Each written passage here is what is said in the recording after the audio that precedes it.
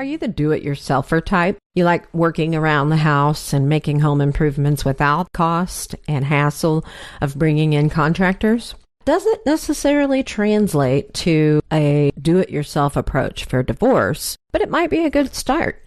Today's guest is family law attorney Carrie Doxsee, and Carrie is a DIY divorce expert. And so we're going to sit down today and talk about who's a good candidate, who's not, and how exactly the whole DIY divorce process works.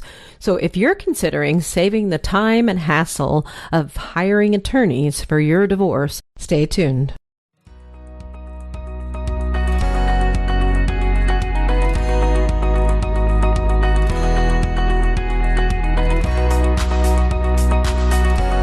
Welcome to the Starting Over Stronger show, where you'll find help and hope for your divorce survival and recovery. Divorce well, live well.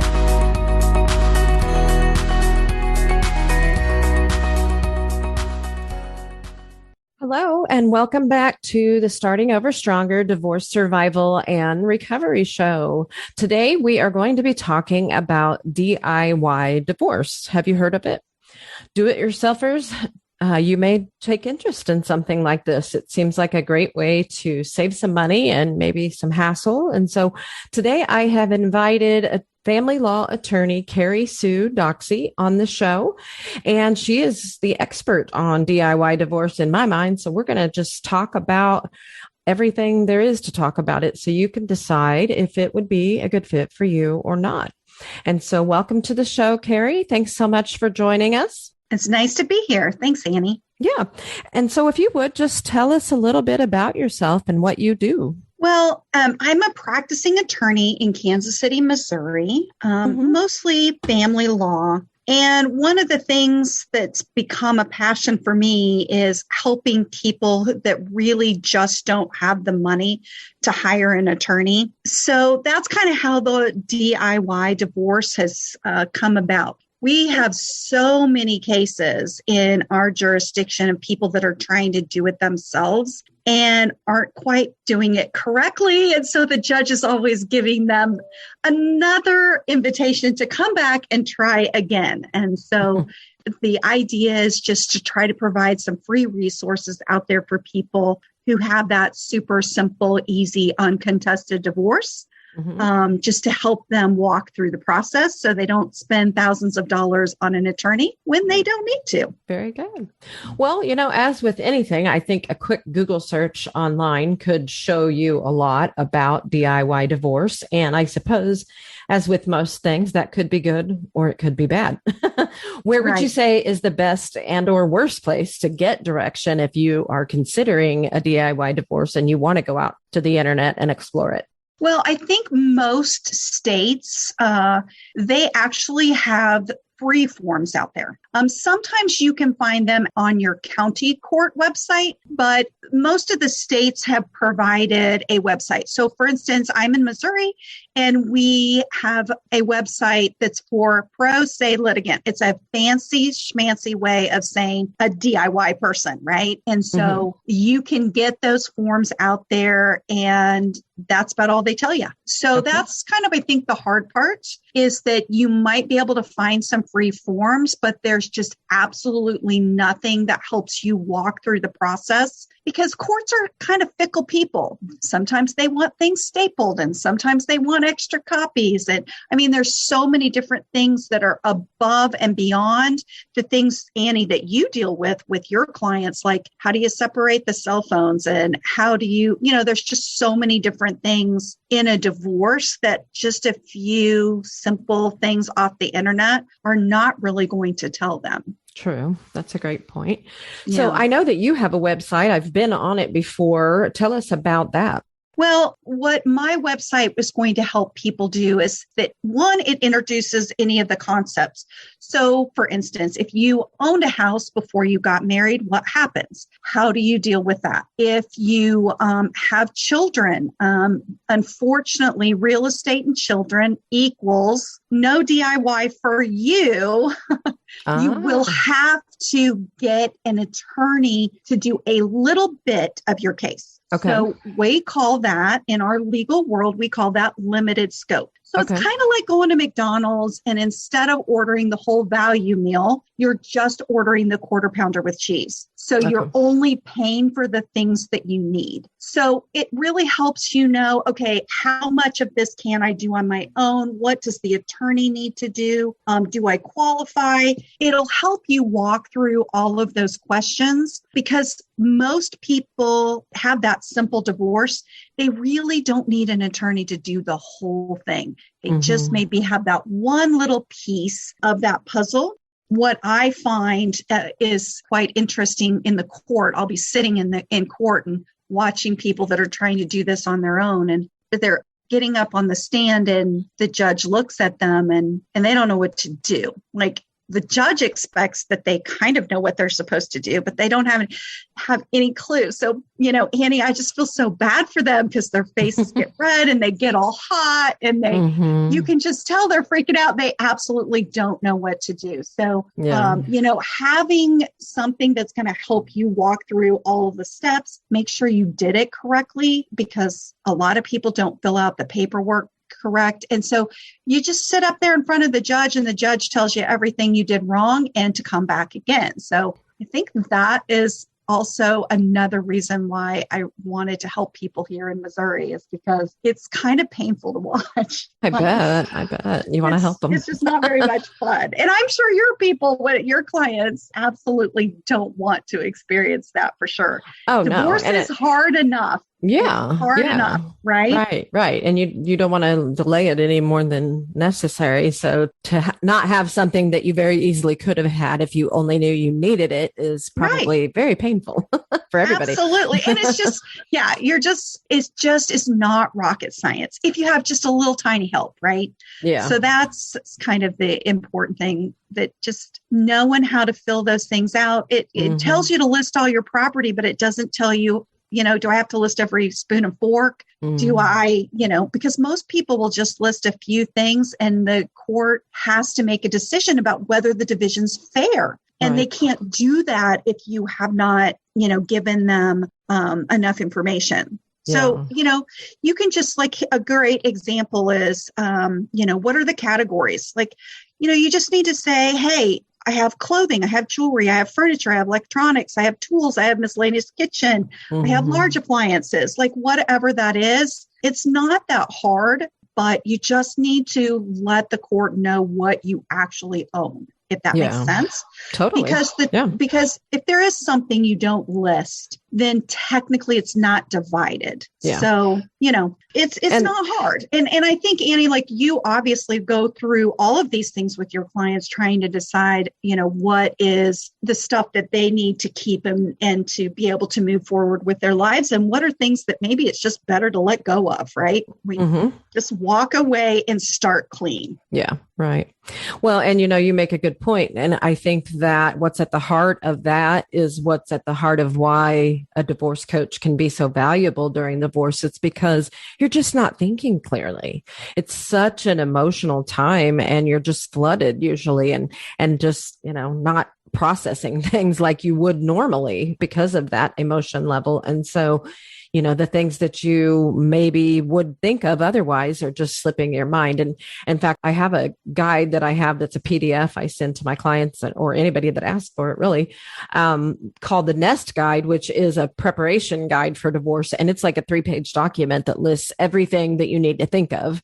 And I add to it occasionally when I come up with something else that I haven't thought of, but it's just a pretty comprehensive list of all the things that you need to think about that you may or may not be. So it's important to have something like that, because it is a hard process. And then again, like you said, it's really not. I mean, the actual process of dissolving a marriage isn't really that complicated. It's just that there's so many details. Correct.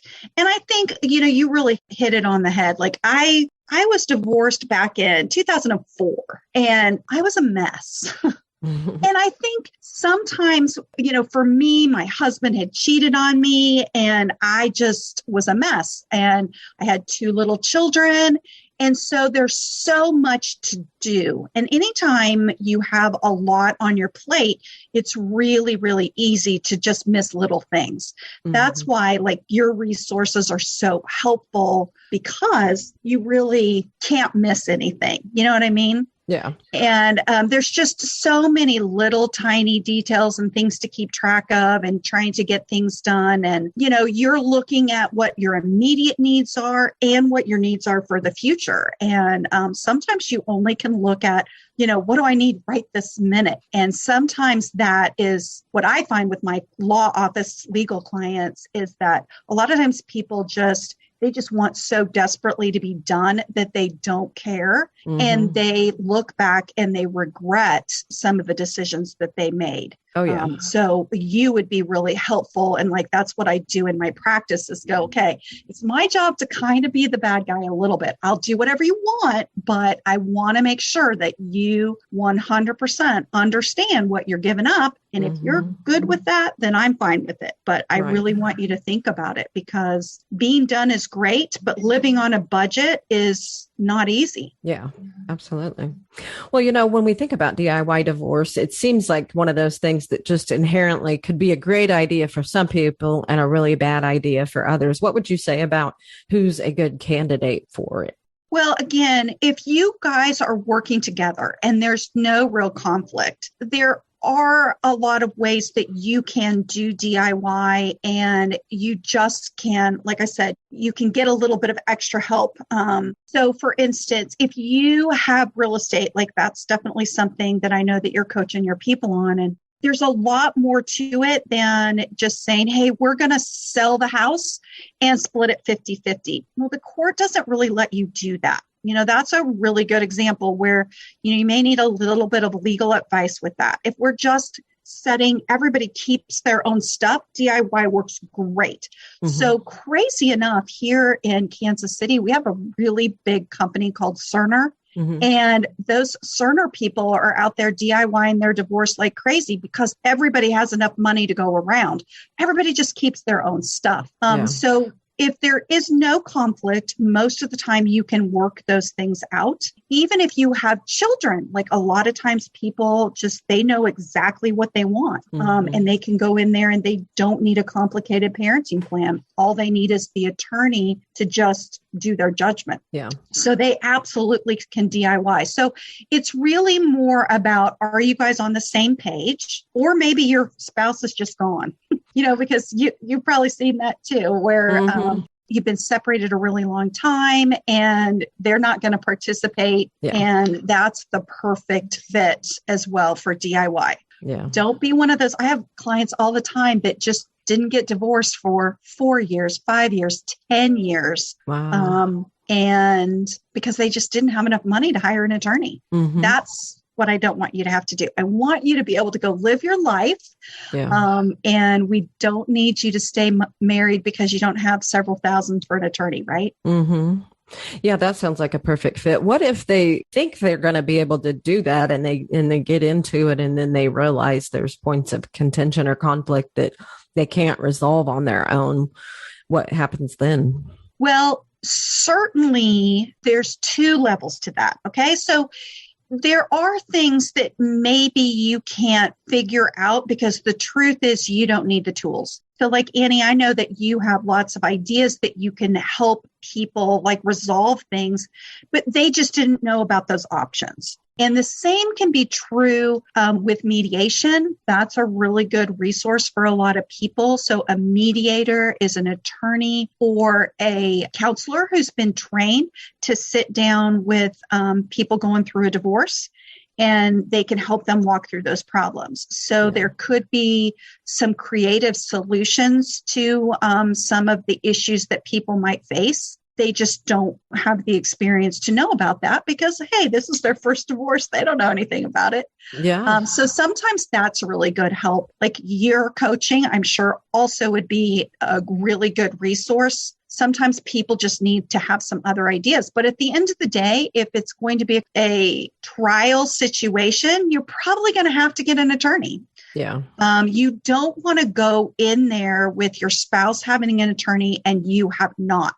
Yeah. You don't have anybody in your corner. And at least the good thing about some of the DIY concept is you can at least use some of those forms and at least have things on file that protect you.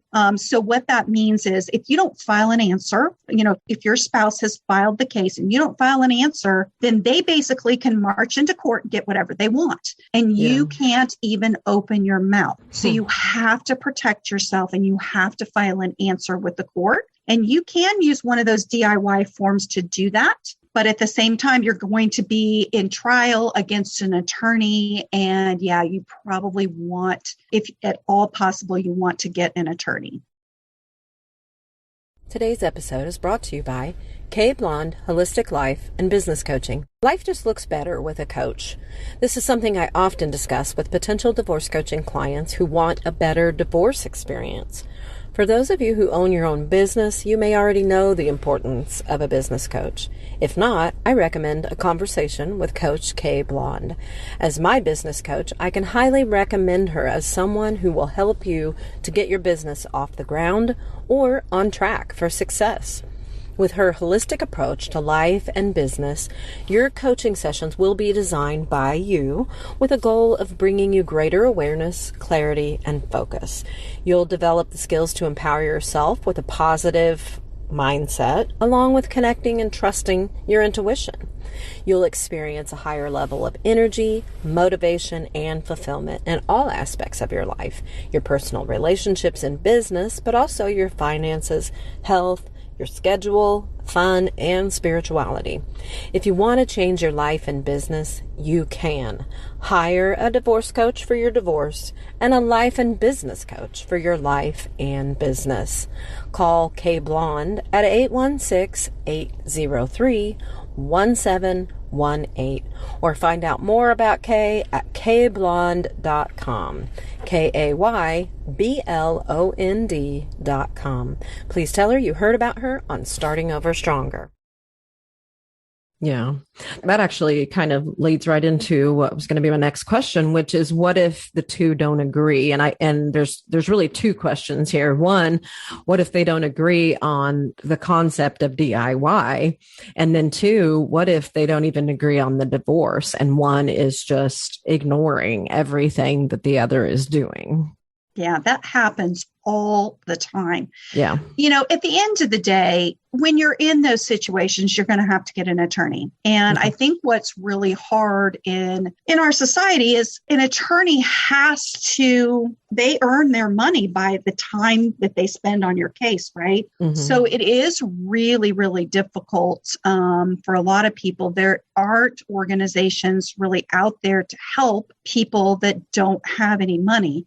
Now, there is legal aid, but the problem with legal aid, and this is nationwide, they don't have the money to help everyone. The only divorce cases that they normally handle is if there is just a tremendous amount of domestic violence. Mm-hmm. So outside of that, you're really just kind of left on your own. You just don't have a choice but to get an attorney. And I think that's kind of the hard part about a lot of divorces, because often one of the parties has a lot more money than the other. Maybe that person was a stay-at-home spouse, and it's not always women anymore. There's a lot of stay-at-home husbands out there too, taking care of their kids. So if you have those kind of things, the hard part is really finding an attorney who's maybe willing to take their fee at the end of the case, because that doesn't happen very often. Yeah. Yeah.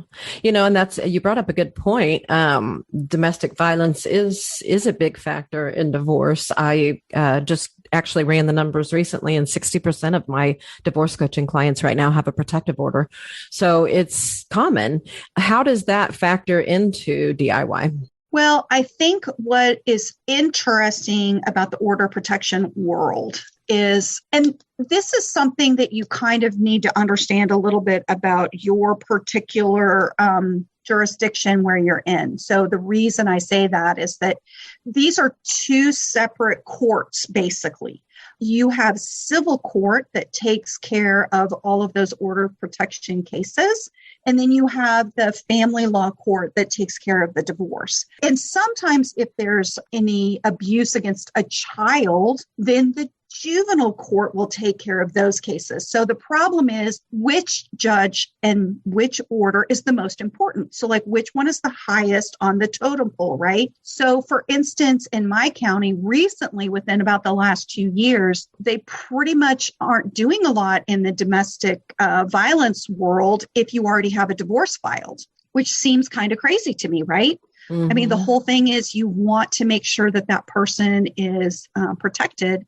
And they will do that, but it just what you can get accomplished sometimes is not always the same from jurisdiction to jurisdiction. So that's something I think your listener would have to know a little bit more about their particular jurisdiction to know what's going on. But the truth is, sometimes that domestic order will say, they're always going to say who gets possession of the residence, right? So that is always going to happen. Sometimes they will say who has to pay certain bills. Sometimes in that you can say what the parenting schedule is going to be for right now. And sometimes you can even say what the child support is going to be. So that order of protection world can do a lot of things. It just normally doesn't. So again, you can hire an attorney just to do the order of protection, which is way, way less expensive. So sometimes if you could get on that, that might really fix some of the issues and the problems on the divorce side, because there's already an existing order that's going to take precedence. And so that person isn't going to fight over anything, so that can be a preemptive way to like lower your attorney fees for sure. Okay. Good to know. Well, domestic violence aside, is there any in between, like between divorce, DIY divorce, and hiring an attorney? Like, what if they want to fill out all the papers and negotiate everything on their own? And then could they bring it to an attorney to look it over? That's where the attorneys just aren't going to say, sure, I'll be happy to look over your stuff. Here's the problem. Most attorneys do free consultations. They just do, but they're not going to tell you whether you filled out everything correctly. Again, that's kind of why you need something in the middle. That's why I created my course, because you really need to have that help. I think most people want that. An attorney's just not going to make any money off of that, so they're not going to do that. Yeah. So part of my course too is really being able to get on I do a monthly Zoom call where people can ask questions, see if they really have everything filled out. If there's anything that they, just didn't make sense to them, something like that, we can fix those problems. Certainly if they run into some issues that they didn't expect, we can kind of help walk them through that.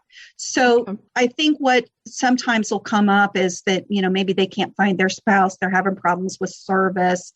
So there's definitely some things that they can do without having to totally go hire an attorney. So I help them with that. Yeah.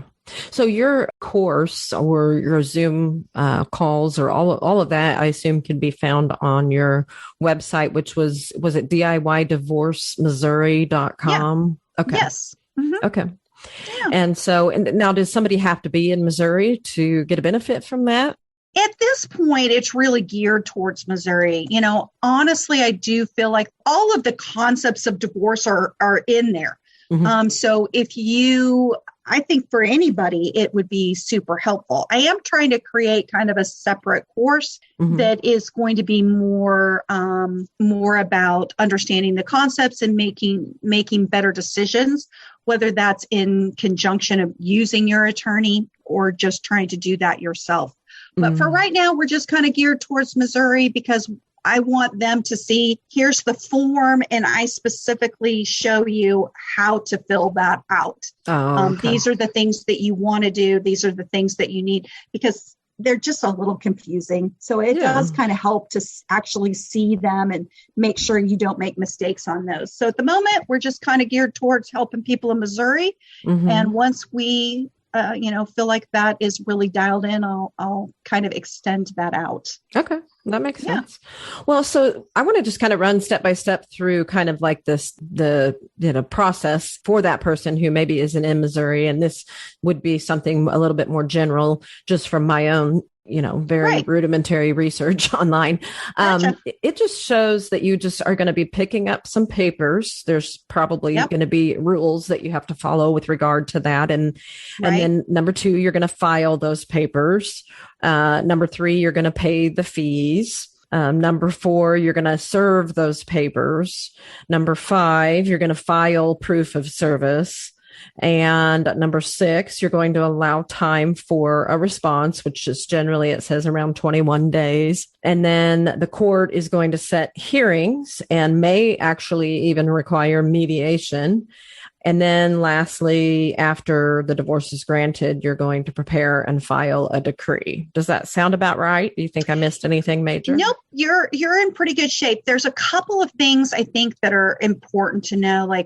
So for instance, when you're just talking about filing it and paying your fees, like one super helpful tip, I think, for people is to call the court clerk before you go. It's just like going to the DMV. You want to make sure that you have everything that you need. Yeah. There are times when a particular jurisdiction, the county or wherever you live, they may have another form they want you to file. So for instance, in Kansas City, we have 3 main counties here. We have Jackson, Clay, and Platte.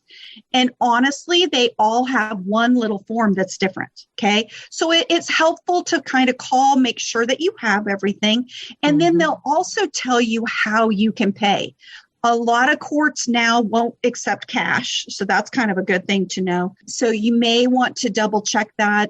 Some of them will allow you to use a credit card. Some just are still doing checks. It depends on how big your county is. So just those little things, call the clerk, double check. They will absolutely help you because they want you to be able to walk in and get it done quickly. Okay, so that's super helpful. And then on service, most of the time that's going to be done by the sheriff, and the sheriff actually will file the return of service for you. Oh, okay. If you have someone that has a job where maybe they're not sitting at their desk all day long, you may want to get a special process server because sometimes it's just hard for the sheriff to catch your spouse at home on the weekend. Right? Yeah. So there are some little things like that you can probably get some help on. Sometimes when you talk to the county clerk, sometimes they can help with that as well. Because do they have any the ability to kind of schedule it, or for you to give any kind of information about when is most likely to be able to? Oh, 100%. Yeah. Okay, good. So a lot of times what they'll do is they'll get some information from you, and they'll normally find out what their normal work hours are. But what really is helpful, I think, again, another helpful tip is go in with a list of all of that information that you can give them that's all typed out, ready to go. Anything that you can do to make the clerk's life easier, you want to do. And certainly, again, you want to give yourself the best chance for the sheriff to get it the first time around, because if they don't, then there's all these other technical things that you have to file. So the more information you provide on the front end, the better. Yeah. And probably another service fee if they have to go out again, right? Yep. Absolutely. And while we're on the subject, you mentioned work and home. This is kind of an opinion thing, but I'm wondering where you stand on this. I always advise my clients to try to do it at home if that's the least inconspicuous place. What are your thoughts on that? From my attorney hat, I'll just tell you, it's just about getting it done. I don't know that people are, yes, is it embarrassing for someone to be served at work? Yes, it is. That's true. But at the same time, it really depends on your relationship, because sometimes people just need a moment to calm down. knowing papers are coming and getting them in your hand are two very different things. Yes. And it's the same thing for the person filing the divorce. Like when you come in to sign all your paperwork, you can just tell it's a lot for somebody, right? Yeah, and so, right. If you're going to be home and all of that, it just sometimes it works okay if you guys are getting along and everybody's on the same page that, yeah, everybody wants to get divorced, then you're probably fine. If it's going to be a surprise, I would serve them at work. Yeah. Well, and you might as well, if you're already doing a DIY divorce, then you have some level of ability to communicate with your spouse. So I would think this would be a conversation that you would have in advance to say, right. Where do you want to receive it? Right. Well, one thing that you'll find, like, especially in Missouri, the paperwork that's online almost makes it seem like you have to have your spouse file all the paperwork with you. And that is not true. So I haven't looked at a lot of other states, but you don't have to have that happen. But so many people, they don't even have to have service. If they really and truly are doing it together, filing everything together, and both of you don't have to go down and actually file the paperwork. But if everybody's filling things out and signing off on it and turning it in, you don't even have to have service. So there are ways to waive that, and filing an answer at the same time as you file your divorce is one of those ways. Okay. Well, and that brings me to my next point, which was I have a list of 6 basic forms that will be included. And this may not be an exhaustive list, but it includes the dissolution of marriage petition, the response to petition, the child support worksheet, the parenting plan, the proof of service, and then the consent or default decree. Anything that you see left out there? Well, yeah, certainly. And again, in Missouri, you do have a couple of other things that you have to have. So the court has a form that is kind of statistical and everything. And so it's called a filing information sheet. So it has all of the contact information for the parties and the names of the children, social security numbers, dates of birth, things like that. There's also a certificate of dissolution that is a form that actually gets turned into the state so that they can register the fact that you are divorced, right? Just like you had a marriage certificate, you have a dissolution certificate, so to speak. So you definitely do have to have those as well. And like I said, some of these courts will have a little extra something, and it normally has to do with the kids. Okay. Other potential factors that were listed, I'm curious, I didn't get a lot of information on these, but just if there's anything that a person would need to know, how would residency be affected, or how would it affect the process? Yeah, that's a really great question. So every court, every state requires somebody to live there for a certain period of time. So in Missouri, someone has to have lived here for the last 90 days, right? Okay. So in fact, I had somebody call the other day and they've only lived here 3 weeks. I'm like, nope, that doesn't work.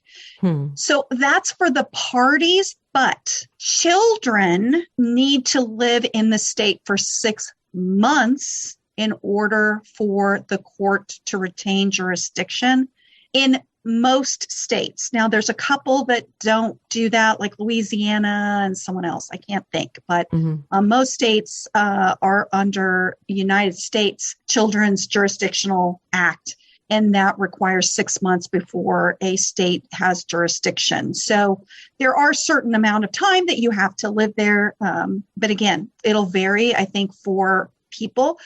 So even if you don't live in the state and your spouse files and it lives in the state, you could still file in that state. So let me give a really good example. Here in Kansas City, we have Kansas City, Kansas, and Kansas City, Missouri. So very close over the border.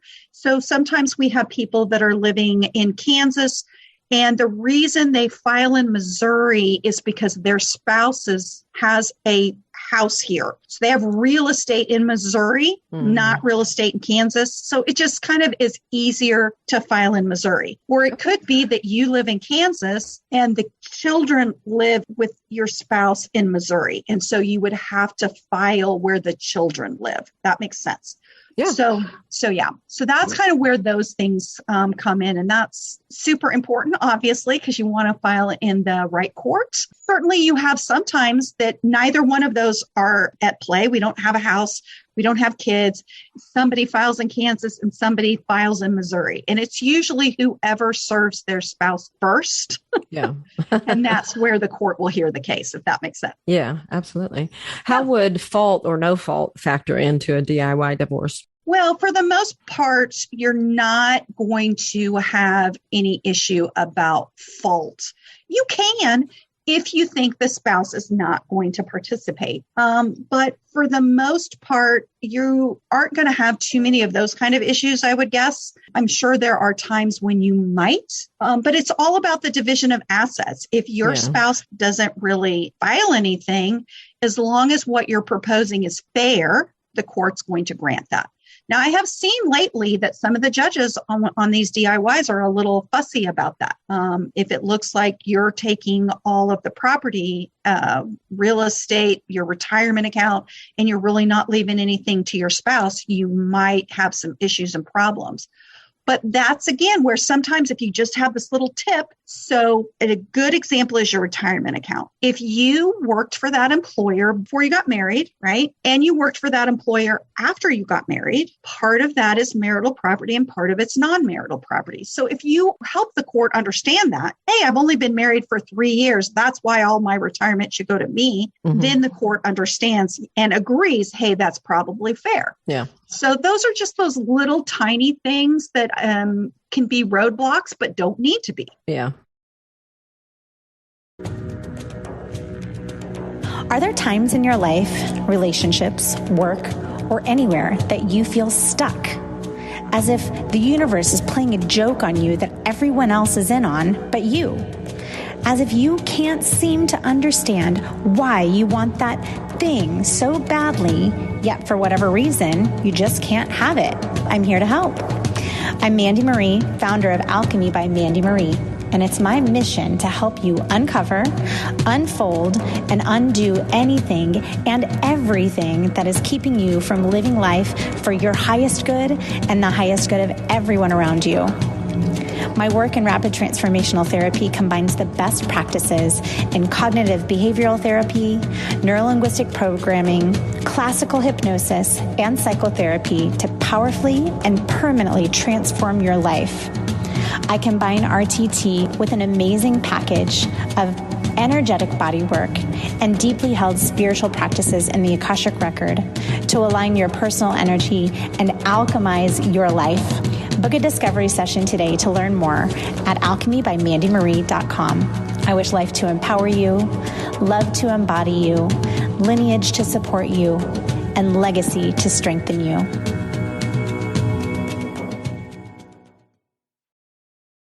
And what about if somebody is wanting to submit a detailed complaint of some sort? Is that going to be considered? Well, at the end of the day, even an attorney is probably going to file a petition that says basically nothing in it.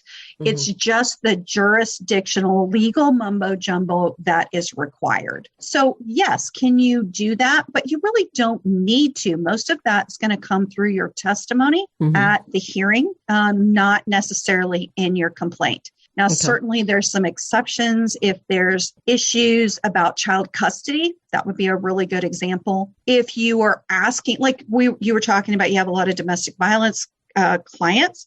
So if you are asking for a lot of the medical bills to be set aside to the spouse, and that's why, because they were all bills that were incurred from the abuse of the marriage, then that definitely makes sense. You don't have to necessarily do that in the petition. You can just do that as part of your testimony. Okay. Yeah. Okay. Well, I know that the average U.S. divorce costs somewhere between $12,000 and $15,000, depending on who you ask. What would you say the average DIY divorce might be more like? Well, most of the time you're 100% going to be under $1,000. And that's only if you have to have an attorney do some things for you. So here's kind of a rough idea. Our market here in our area is probably between about $400 and $750 if an attorney has to do some of the judgments and maybe a more detailed parenting plan and Form 14 child support calculation if you didn't really do that in your DIY. So I think from that perspective, cost-wise, that's about where you're going to run. Certainly for me, my course, probably the smallest amount is $267. And it does go up a little bit depending upon what you need. So if you need some specialized things on real estate up to I need real estate and children, like we can do that. So I have kind of a varying degree depending upon what you really need. So again, even with all of that all in, there's no reason that you can't get that done for under $1,000 and sometimes under $500. Okay. So again, like when you don't have a lot to fight over, $500 is a lot of money. Yeah. True. You know what I mean? And you shouldn't have to pay $4,000 or $5,000 to an attorney. And sometimes you don't have to. I mean, certainly there are things called flat fees, and that's where an attorney just says, hey, I'm going to charge you one price to do the whole thing. So if you're nervous about the whole DIY process, hey, you can go in and you can hire an attorney for a smaller amount of money, knowing that it's going to be uncontested, and they just do it all for you. Mm-hmm. So you always do have that option because it's not contested. You just want to have somebody do it because you don't want the hassle. Yeah. So, there are certainly those kind of options for you. There's always the option, if you aren't exactly on the same page, of trying mediation first. Mm-hmm. And that's another good way to try to keep down your fees, because if you're coming into my office and you tell me that you have an agreement, now I can charge a flat fee. If you're telling me that you're not 100% in agreement, now maybe I need to have you pay hourly. So sometimes using that mediation, which is also an inexpensive way to kind of finalize your agreement, you can do that at any stage before or after you file. Okay. And what might that run? Usually you're probably somewhere from 150 to 350 per person. Okay. And that's usually kind of for a 2-hour session. Okay. So that's usually kind of the range that you can expect to pay for something like that. And, you can always come back for an additional session if you need it. And then they usually just base it on the amount of time that you need. Yeah. Yeah. Well, it seems like kind of a no-brainer. Why wouldn't people want to do this? They can save $12,000 to $15,000. But who maybe is not a good candidate and really should not go this direction? Yeah, you really aren't going to be able to do that if you have a spouse that is not interested in being fair. Okay. It's one thing when you guys can't get on the same page, because to be super honest, most divorcing people have different needs. Somebody's probably staying in the house. Mm-hmm. Somebody is moving out. And so, what they need are completely different. The person that's moving out probably needs, cash. They need funds that they have access to that they can use right away. Whereas the person staying in the house maybe really wants to hold on to their retirement accounts. Mm-hmm. So, if you really are not on the same page, DIY is not the way to go. And honestly, you're not going to save any money at all by trying to do a portion of it and then having your attorney come back later in the case and try to help you out. Like, it just doesn't work that way. So that's definitely not the right fit. If you have, any kind of conflict, if you are not on the same page, you really need an attorney. And the good news about that, I want your listeners some hope that the good news to that is if you really have a good attorney, they can shorten this process for you most of the time. Now, not always, because we can't control the other party. But most of the time, if you have someone who comes in and is just like, that's my retirement account, she shouldn't get any of it. Well, that's not the way the law works. And once they start having somebody really pound that into their head that that's not what the judge is going to do, then you should be able to get in there and settle the case. So don't lose hope just because your spouse is being difficult. It doesn't mean it's going to be horrible all the way through. Right. Yeah, you're right. It definitely shifts sometimes at some point where it seems impossible in the beginning, and then somebody finally comes around to the reality of the situation, and things smooth out a little bit from there on. Yeah, they just or somebody gets tired. Yeah. Or tired of paying their attorney. So too. So that's okay. It's all good, right?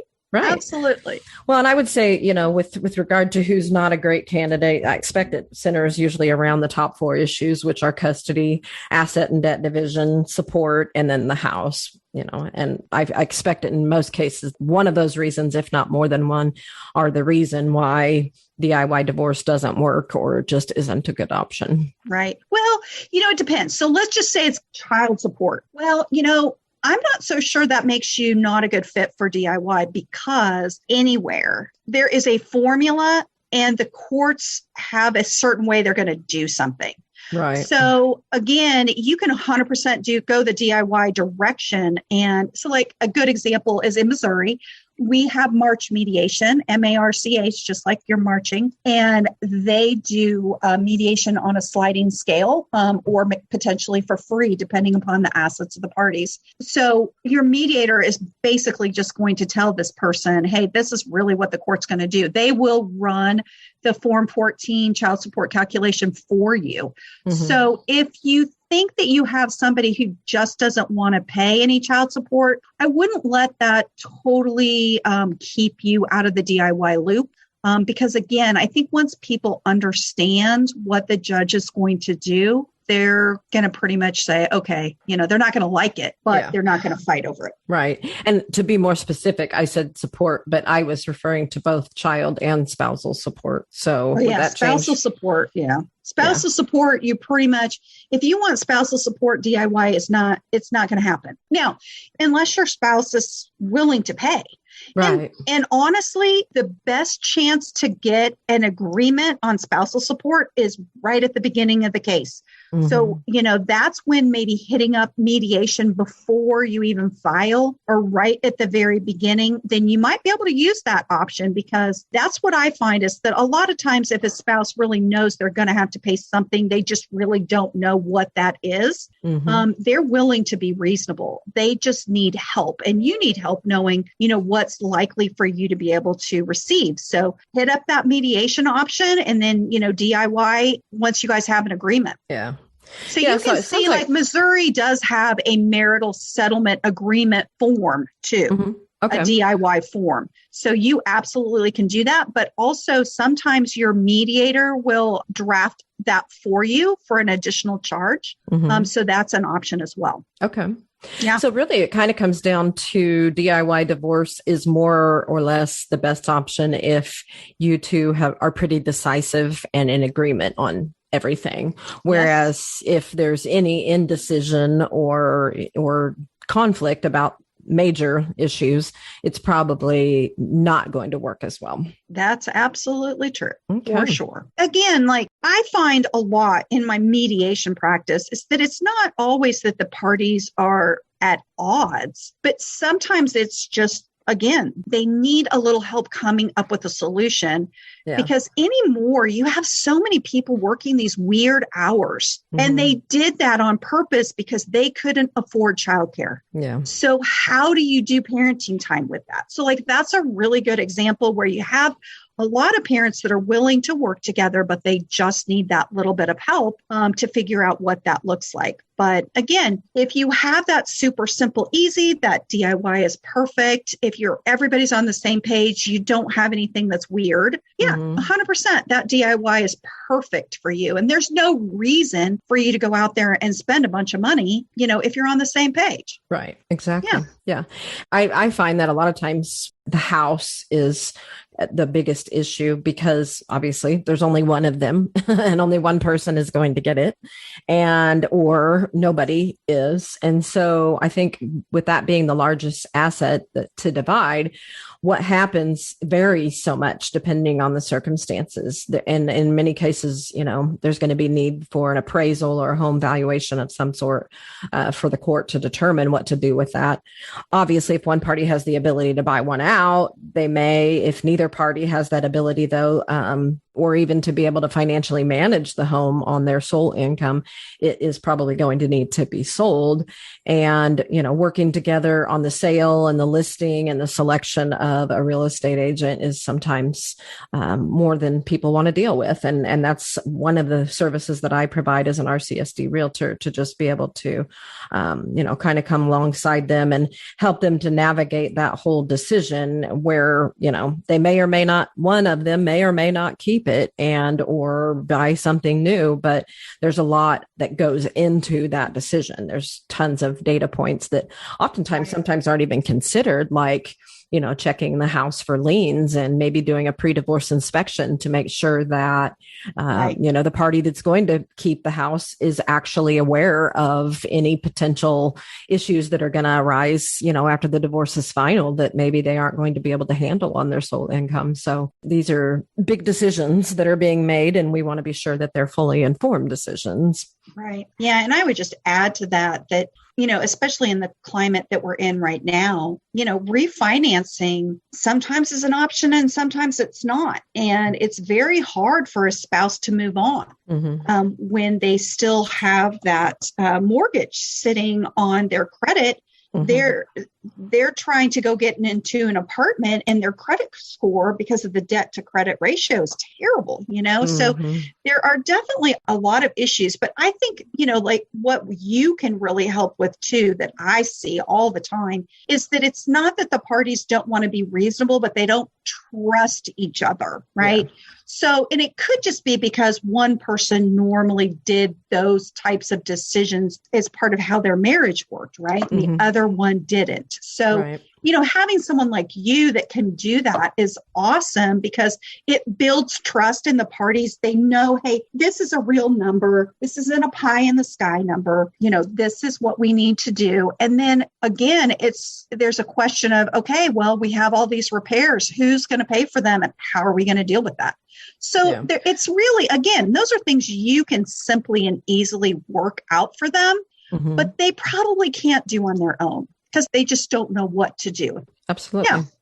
Can you think of any major issues revolving around that would come into play specifically because a DIY divorce is the direction that's been chosen?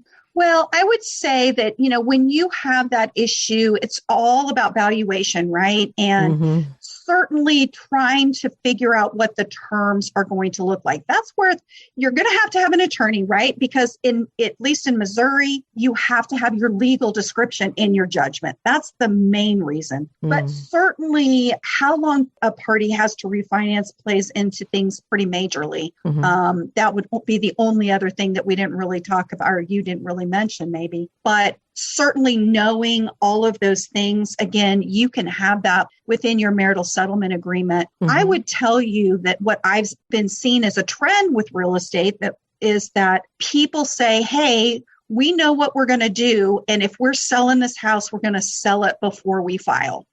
Or before you can file, you just can't finish your case. Maybe you can, but you wouldn't have to hire an attorney to do your judgment because there's no longer any real estate. So that, again, is another little thing, little tip, and a lot of things that people have been doing because honestly, they're already separated. They don't have any issues. They're just kind of waiting for the house stuff to get done.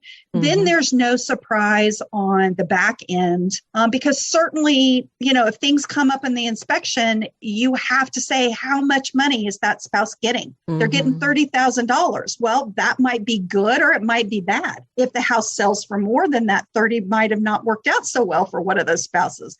If there was a bunch of repairs or the house didn't sell for what they thought, then another spouse gets hurt. So the DIYer, I think, is much better off. If they're going to sell, just go ahead and get that done. Yeah. Well, anything else that you can think of that we haven't covered about DIY divorce?